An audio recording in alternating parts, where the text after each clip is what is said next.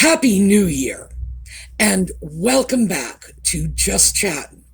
And this is the series of videos we do on Thursday and Sunday evenings just for our own entertainment. Well, considering the fact that this is our last video of the year, I thought we'd do something a little fun, a little different. Now, this channel does not ordinarily get into the rumors and gossip and, whatever is trending on social media.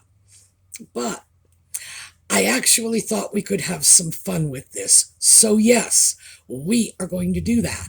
And it's all about nutmeg today. Yes, nutmeg has crept out of the woodwork recently, interestingly enough, in a very unexpected connection. And that connection is Scarlett Johansson. Yes, my best friend, my best friend. I thought we'd take a look at the Scarlett Johansson and nutmeg stories that are hitting the media the last few days and see if we can't pull this apart. So, when we come back, yes, my best friend.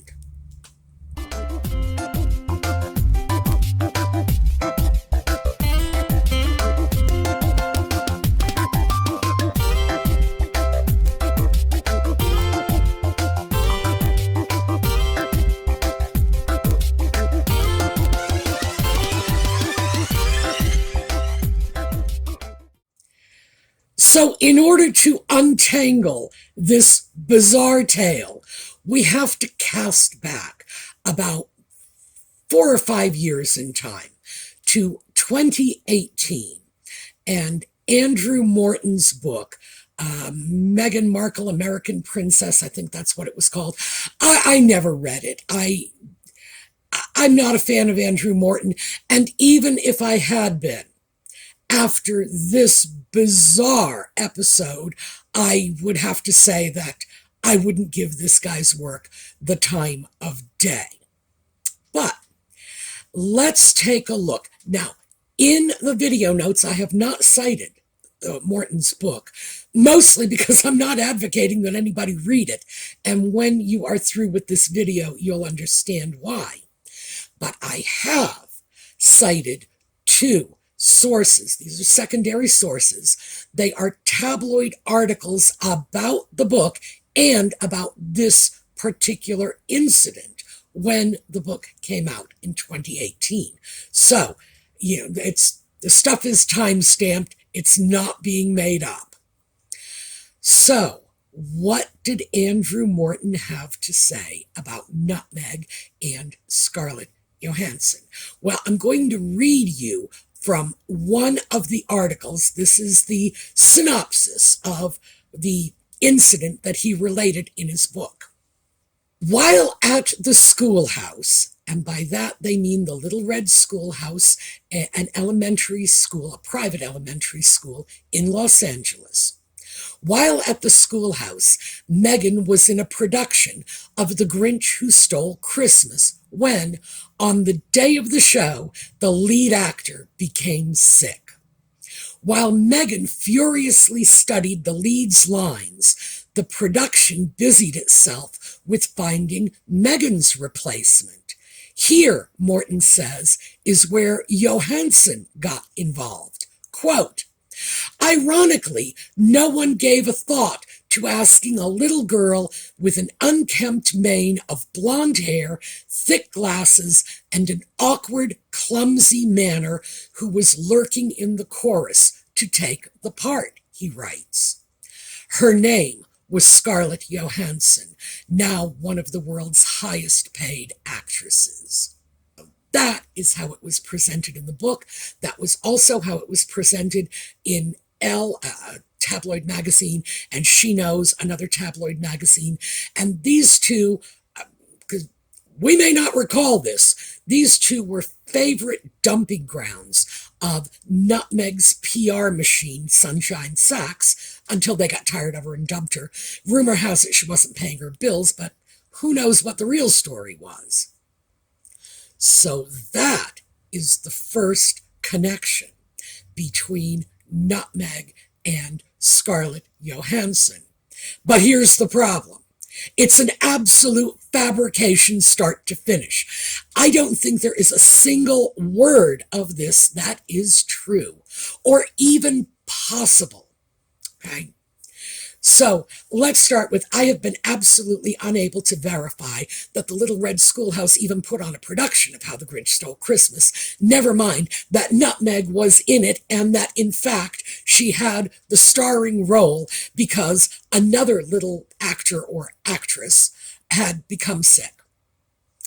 Well, let's face it, that story was old. 100 years ago, when this trope was appearing in the Busby Berkeley musicals, Natasha Olenskaya, the premier ballerina, twists her ankle, and little Mary Jane Sloan from Topeka, Kansas, has to take the part and save the day. Come on. Mary Pickford did movie plots like that. So, please, to say this was a rehashed, retold story 100 years ago is pretty much understating the reality. Now, the mere fact that I cannot verify that the production took place or that Nutmeg was in it doesn't necessarily mean it didn't happen. However, let's take a look at the rest of the story. And let's start with this little girl. Now, this little girl, who would have been about 9 years old at the time, was already making films. Yes, Scarlett Johansson was an up-and-coming child star at the time, and I think from this picture we can see that any description of her as a gawky, clumsy, awkward child is absurd. This was a very, very pretty little girl who was already beginning to establish herself. Oh, and just for those of you with short memories, here she is a couple years later with Robert Redford when she starred with him in The Horse Whisperer. So, yeah, that's scarcely a valid description of Scarlett Johansson. Beyond that, Scarlett Johansson is a lifelong New Yorker. She never lived in California as a child. She never went to school with Nutmeg. Look her up on Wikipedia. All the schools she attended were listed one right after another. I think the major school she went to in her elementary years was PS 41. The woman is a New Yorker. She has virtually nothing to do with Hollywood except that, obviously, she does movies there. But this is not her home. This is not where she was educated. And she did not go to the Little Red Schoolhouse. So how does a story like this get out in Andrew Morton's book? Well, first of all, the buck stops with Morton, period. No matter where he got this story, and it clearly came from either Nutmeg or some friends or her usual leak sources. It's probably where it came from. It was up to Morton to at least fact check this, which would have been so easy to do because, like I said, Scarlett Johansson is a New Yorker. She was not in California as a child.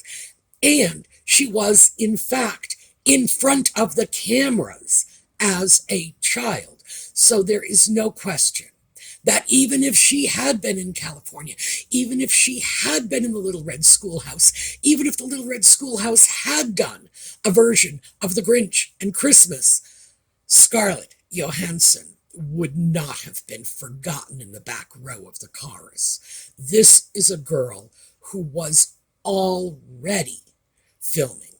So that's where the story opens. And it's important for us to remember this because this is very typical of the stories Nutmeg was telling on her rise to the top. Things like She ran into Ellen DeGeneres at a pet shelter, and Ellen said, "Get this dog." But Ellen DeGeneres doesn't have any recollection of it. And in all likelihood, it was merely a story Nutmeg made up for her little social media blog. This story was probably also something she made up for her little social media blog, because in fact, in this period, because Morton's book came out in 2018, that would have been just after she hooked up with the sock puppet. She had a long-standing and well-documented habit of throwing out these casual connections with, A-listers and the rich and famous to make herself look like she was moving in much better circles than she was actually moving in. So, what do I think of the story? I think it came either directly or indirectly from Nutmeg, and shame on Morton for not even doing a rudimentary fact check, because all you have to do is look up Scarlett Johansson on Wikipedia to see the obvious flaws. All right, anyway, that was then. Now, in the past few days, maybe 10 days or so, stories have been emerging about Scarlett Johansson and Nutmeg. And once again, these are in the realm of gossip and rumor. And for all I know, they could be more valid than that ridiculous bit of nonsense that came out in Morton's book, because that was an easily provable fiction. All there was to it. So here are the news stories that Scarlett Johansson has blacklisted Nutmeg from attending the Museum of Natural History, or was it Museum of American History? Let me just check that for you. It was the American Museum of Natural History Gala. And the rumors are circulating now that Nutmeg had been invited. Scarlett Johansson found out about it and said, "Dump her or I'm not showing up." Now, I don't know if this is true. If it is, yay, Scarlett. But that is the caliber of the story that is coming out. Another story is that Nutmeg and the sock puppet crashed Scarlett's private party. Apparently she and her husband, and he is Colin, I'm going to say Yost. It might be Jost. I really don't know. Scarlett Johansson. I use the Danish version because her father is Danish. With Colin Yost, I have no idea where that name comes from. So maybe the J is pronounced, maybe it isn't. If it is, I'm sorry. I'm just going to stick with Yost. So apparently, Scarlett Johansson and her husband, Colin Yost, who is involved in Saturday Night Live, and Saturday Night Live has been unkind to Nutmeg recently, were having a private party. I believe it was an anniversary party or something. And Nutmeg and the sock puppet allegedly crashed the party. That they were spotted there. Nobody knew what they were doing there or how they had shown up, but nobody did anything about it until Nutmeg began tussling for the microphone. Now, I find that very believable because we have loads of documentary evidence that that's exactly what she did at Kevin Costner's fundraiser. So maybe that's true. It certainly sounds credible to me. But that when she got the microphone and began talking about herself, which is what she does, I mean, a microphone and Nutmeg is like an invitation to talk about herself. And apparently at that point, security escorted them off the premises, that Johansson and company had had enough. That is not the only story. They go on and on and on. I am going to cite, I'll try to cite at least 4 different versions of a similar story that has appeared on YouTube in the last week or so, just in case you want a flavor of what these new rumors are. So, do I have trouble believing this? Of course not, because we just saw it a month ago at Kevin Costner's, a charity bash, and there she was with that death claw clutching at that microphone. And the only thing that was surprising about that was they weren't actually rolling on the floor and fighting over it. But yes, Nutmeg absolutely wanted to speak. Is that what happened at Scarlett Johansson's party? I don't know. I don't know. Like I say, it sounds credible because we've seen it before, because this is who Nutmeg is. This is what she does. The fact that the story is showing up in different iterations all over social media leads me to believe there may be some element of truth in this, that Nutmeg might very well have crashed Scarlett Johansson's party, that Johansson might very well have said, I don't want to be associated with an event in which this woman is going to be present. I couldn't blame her for that, because frankly, these days, Nutmeg is the kiss of death, and nobody wants to be seen with her. Everybody is very clear about the fact that she is using her proximity to A-listers in order to boost her own image. Could Scarlett Johansson be playing a very long game? Is it possible that back in 2018, when this initial story came out, in which you heard the version of the story as it appeared, I believe that was in She Knows. Scarlett Johansson was not treated kindly in that story. So, did she just bide her time and wait 5 or 6 years for a little bit of payback? Who knows? Who knows? But, frankly, I hope so. Yay, Scarlett! But the fact is that we know Scarlett Johansson has already been on the wrong end of Nutmeg using other people's celebrity as a stepping stone to enhance her own image.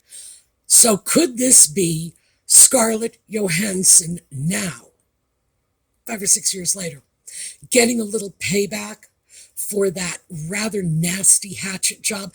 And keep in mind, she was just a small child when this incident that never took place allegedly took place. So when she was getting slammed and trashed, they were trashing a little girl. So shame on all of them, because that was just nasty. Is this what's going on? Did she just lie in wait for a good opportunity? Well, if she did, good for her. Is this something different? Is this finally Hollywood saying, no, we are not going to allow this social climber to use proximity to us in order to leech off our hard work, our success, our well-deserved fame? And in Scarlett Johansson's case, the woman's literally worked her whole life in show business to get where she is. So, if she doesn't want somebody coming along and just grifting off her fame, who could blame her? But what I will say is the stories are all over the place. Each version of the story is just a tiny bit crazier than the one before. But again, I am inclined to say where there's smoke, there's fire. And because, again, Kevin Costner, we've actually seen Nutmeg do this sort of thing. Very well documented, loads of pictures, loads of witnesses. So why should we doubt it? So I'm going to let you all go. It's New Year's Eve. Go have a party. Go watch a ball drop. Go Well, for our friends in Australia, enjoy the day off because New Year's Eve was yesterday for you. But go, have a good time, party, don't get into trouble, don't drive drunk. But this is what we have to finish off 2023. We're going to take a look at a slideshow on the way out. I hope to see you all again next week. And in the meantime, have a terrific day.